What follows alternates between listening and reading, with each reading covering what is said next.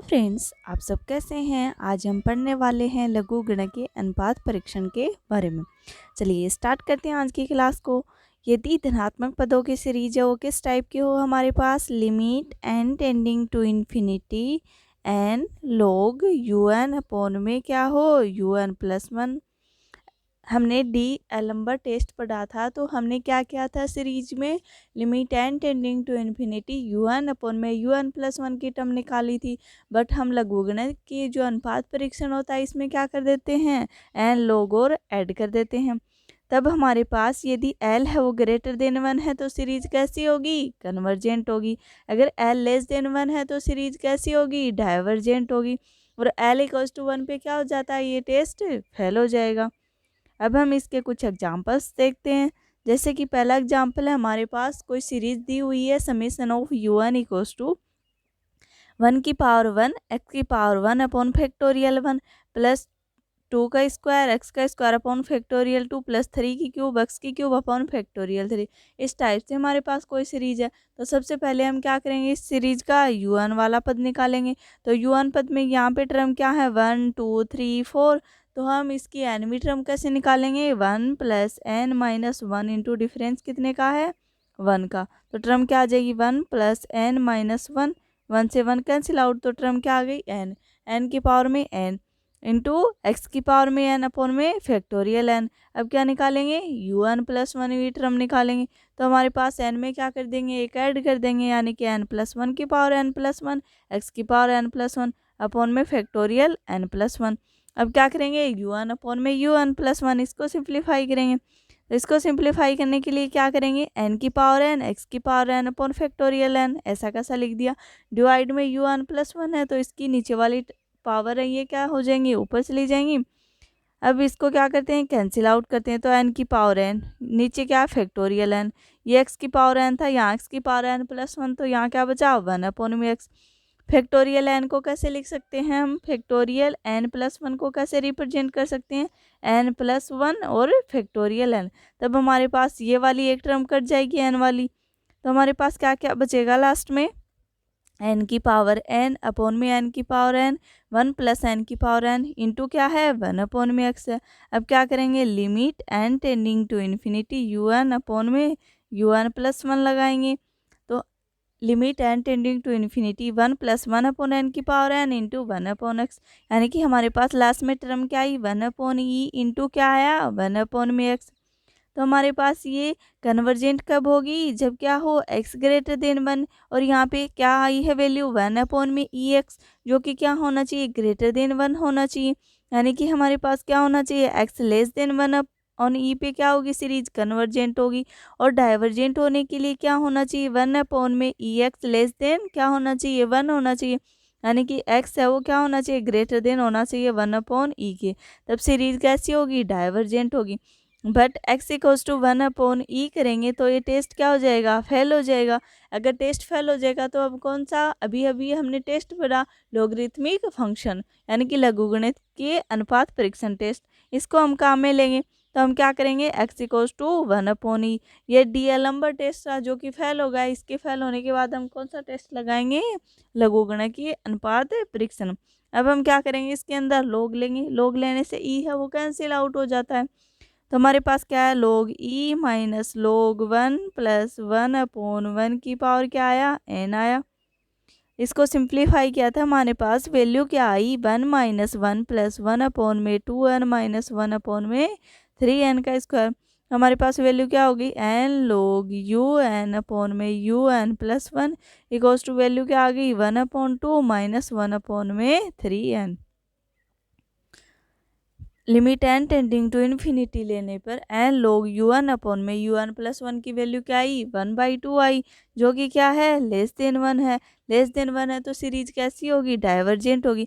इस वजह से हम कंप्लीट सीरीज में क्या कह सकते हैं, कन्वर्जेंट कब होगी, जब एक्स क्या हो, लेस देन 1 अपॉन ई हो। डाइवर्जेंट कब होगी, जब एक्स क्या हो, ग्रेटर देन इक्वल्स टू क्या हो, 1 अपॉन ई हो।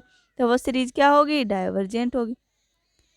जैसे नेक्स्ट एग्जाम्पल है, summation of u n equals to 1 plus 2 की power x upon factorial 2 plus 3 का स्क्वायर एक्स का स्क्वायर अपॉन फैक्टोरियल 3 प्लस 4 की क्यूब एक्स की क्यूब अपॉन फैक्टोरियल 4।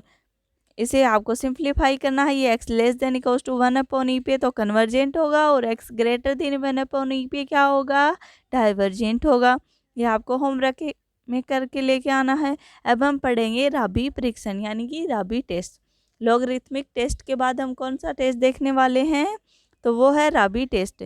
आपको ये टेस्ट डायरेक्ट एग्जाम में स्टेटमेंट देकर भी पूछ सकते हैं, तो इनको आपको अच्छे से लर्न करना है कौन से टेस्ट में क्या दिया हुआ है। राबी परीक्षण में क्या होता है, कोई सीरीज या समेशन ऑफ u1 इस प्रकार से डिफाइन करते हैं कि limit n tending to infinity n u1 upon में u1 प्लस 1 माइनस का 1 इक्वल्स टू क्या हो, l हो। अगर l ग्रेटर देन 1 है तो सीरीज कैसी होगी, कन्वर्जेंट होगी। अगर l लेस देन 1 है तो सीरीज कैसी होगी, डाइवर्जेंट होगी। और l इक्वल्स टू 1 पे तो हमारे मोस्टली सारे टेस्ट हैं वो फेल हो जाते हैं, तभी हम क्या करते हैं, नेक्स्ट टेस्ट को अप्लाई करते हैं।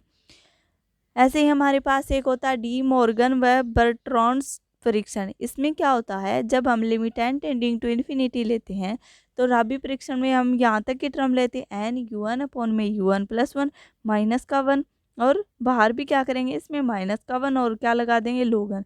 वही ग्रेटर देन 1 पे क्या होगा, कन्वर्जेंट होगा, लेस देन 1 पे क्या होगा, डाइवर्जेंट होगा, और l इक्वल्स टू 1 पे क्या हो जाता है, टेस्ट फेल हो जाता है। ये सभी टेस्ट फेल हो जाते हैं, तभी हम हमारा जो सबका क्या होता है, एक तरह से गॉस परीक्षण जिसको हम यूज में लेते हैं। जैसे कि हमारे पास सीरीज एक्स स्क्वायर log 2 की क्यू, ये सीरीज आपको डायरेक्ट लर्न होनी चाहिए, काफ़ी एग्जाम में पूछी गई है, शॉर्टली आपको माइंड में याद रखना चाहिए इसको। एक्स स्क्वायर log 2 की पावर क्या है, क्यू है, प्लस एक्स क्यूब log 3 की पावर क्या है, क्यू है, प्लस एक्स की पावर 4 log 4 की पावर क्या है, क्यू है। ये कन्वर्जेंट कब होगा, जब एक्स क्या हो, लेस देन 1 होगा। कन्वर्जेंट के लिए क्या होगा, ये एक्स की वैल्यू लेस देन 1 होगी, और डाइवर्जेंट के लिए क्या होगा, x greater than equals to 1। ये डायरेक्ट सीरीज आपको लर्न होनी चाहिए। एक्स स्क्वायर log 2 की power Q plus x cube log 3 की पावर क्यू प्लस एक्स की पावर 4 log 4 की पावर क्यू। अगर x लेस देन 1 है तो सीरीज कैसी होगी, कन्वर्जेंट होगी। अगर x greater than equals to 1 है तो सीरीज कैसी होगी, डाइवर्जेंट होगी।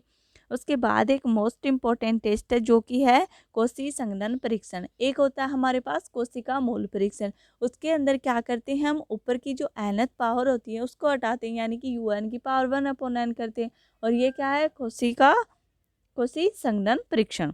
इसमें क्या होता है, यदि समेशन ऑफ एफ एन धनात्मक पदों की क्या हो, हासमान श्रेणी हो, यानी कि उसकी टर्म कैसी होनी चाहिए, घटती हुई होनी चाहिए, तथा ए है वो क्या होना चाहिए, ग्रेटर देन होना चाहिए।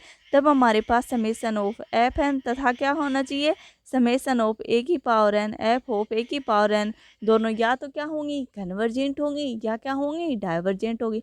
तो हमारे पास कोशी संघनन परीक्षण में क्या होगा, समेशन ऑफ एफ एन कोई धनात्मक पदों की सीरीज होगी जो कि हासमान श्रेणी में होगी, उसका ए ग्रेटर देन 1 होगा।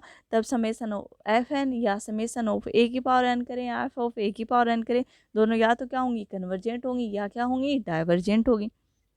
यदि श्रेणी के nवें पद में केवल log n है तब ये परीक्षण काम में लेंगे। यदि हमारे पास कोई सीरीज दी हुई है और उसके अंदर ओनली log की टर्म है, तब हम कौन सा टेस्ट काम में लेंगे, तो वो होता है कोशी संघनन परीक्षण। जो मैंने अभी आपको बताया उसमें क्या होता है, समेशन ऑफ एफ एन होता है, या क्या होता है, समेशन ऑफ ए की पावर एन एफ ऑफ ए की पावर एन, या तो कन्वर्जेंट होती है या डाइवर्जेंट होती है। इसको हम चेक कर लेंगे। जैसे कि हमारे पास एक एग्जांपल है, summation of n equals to 1 to infinity दिया हुआ है, 1 अपॉन में n log n की पावर क्या है, p है। अब क्या करेंगे हम, a की power n f of a की पावर n करेंगे। a की पावर n से मल्टीप्लाई किया, 1 अपॉन n की जगह क्या पुट किया, a की पावर n, log n की जगह क्या पुट किया, a की पावर n की पावर p इक्वल्स टू क्या आ गया हमारे पास, 1 अपॉन n log a की पावर p इक्वल्स टू क्या आया, 1 अपॉन n की पावर p log a। अब हम कौन सा टेस्ट लगाएंगे, 1 अपॉन n की पावर p आते ही हमारे दिमाग में आना चाहिए कौन सा टेस्ट होता है, हाइपर हार्मोनिक टेस्ट। सीरीज का सबसे फेमस टेस्ट कौन सा है, हाइपर हार्मोनिक टेस्ट, जो कहीं भी किसी भी सीरीज में हम उसको यूज में ले सकते हैं, उसका पर्टिकुलर मेथड भी नहीं होता और वो कहीं भी यूज हो सकता है। तो आप कौन सा टेस्ट का मिलेंगे, हाइपर हार्मोनिक टेस्ट। यदि हमारे पास p है वो ग्रेटर देन 1 है तो सीरीज कैसी होगी, कन्वर्जेंट होगी। अगर p less than equal to 1 है तो सीरीज कैसी होगी, डाइवर्जेंट होगी। आ गया हमारा आंसर।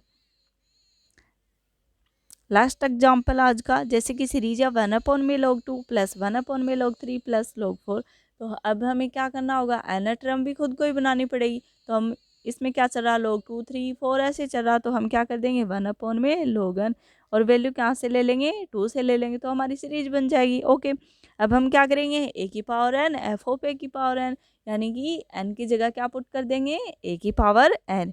a की पावर n 1 में log a की पावर n इक्वल्स टू क्या आया, a की पावर n अपॉन में n log a। इसको क्या लेट कर लेंगे हम vn, इसमें क्या लगाएंगे हम कंपैरिजन टेस्ट, तो vn+1 निकालेंगे, तो हमारे पास वैल्यू क्या आई a की पावर n+1 अपॉन में n+1 log a। अब क्या करेंगे vn में vn+1 का भाग देंगे, तो हमारे पास वैल्यू क्या आई, limit n tending to infinity vn upon में vn+1 करने पर वैल्यू क्या आई n इंटू 1 + 1 अपॉन में n इंटू क्या आया 1 अपॉन में a। अगर हमारे पास 1 अपॉन a लेस देन 1 है, यानी कि a ग्रेटर देन 1 आया, तो ये सीरीज कैसी होगी, डाइवर्जेंट सीरीज होगी। आई होप आपको आज की क्लास अच्छे से समझ में आई होगी। कल हम पढ़ेंगे अल्टरनेटिंग सीरीज के बारे में। थैंक यू, मिलते हैं नेक्स्ट क्लास में।